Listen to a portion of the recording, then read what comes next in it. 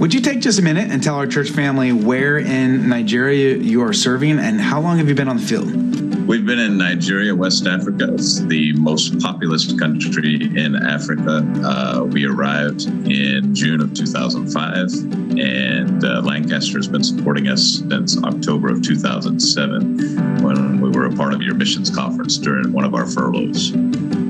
So as a missionary on the field in Nigeria since 2005, what are some of the big things that God has allowed you to see? We started our first church in just about a year after we were working with a veteran missionary. Truth Baptist Church is now the home of a full-time Bible college and a part-time Bible institute. Through the college and the institute, we now have 160 graduates, and so far those graduates have started 50 churches. 2008, the year before we started our college, we began holding pastors' conferences. We now do 6 of those throughout the country each year in different regions. And we also hold 3 youth camps every year where we train young people on how to do children's Bible clubs. So those are the biggest ministries that we have going. Of course, I'm still pastoring the church, and along with my wife and our 6 children, we serve in different ministries in the church.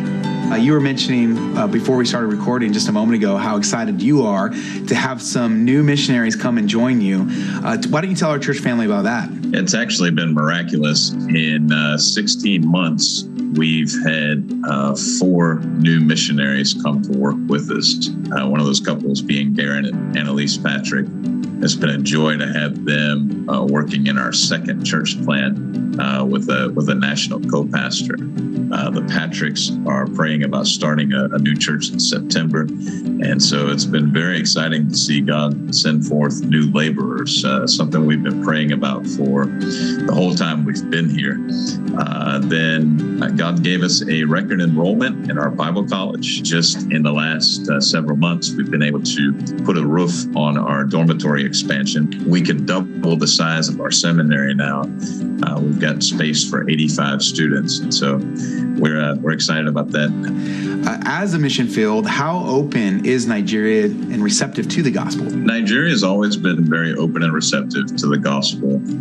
Security situation has gotten progressively worse while we've been here. I used to be able to drive and preach virtually anywhere in the country. Now, if I preach out, it's by flight that I'll reach a city. And we've got elections coming up. That always has the potential for violence and riots. So, but the Lord's kept us safe through 5 other elections, and we just believe that He's going to keep the place open for us to continue preaching the gospel. Well, that's certainly something that we can pray with you about. And towards the end of our service, we always take some time for our missionary. Is there anything else that we can pray with you about as we go to the Lord in prayer towards the end of our service? We've got a couple of pastors' conferences coming up within the next 6 or 8 weeks.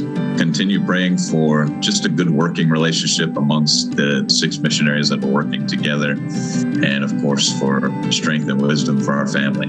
Well, thanks once again for being with us and giving us an update from the field. We'll be in prayer for you, Brother Holmes. Thanks again. Definitely. Glad to be with you.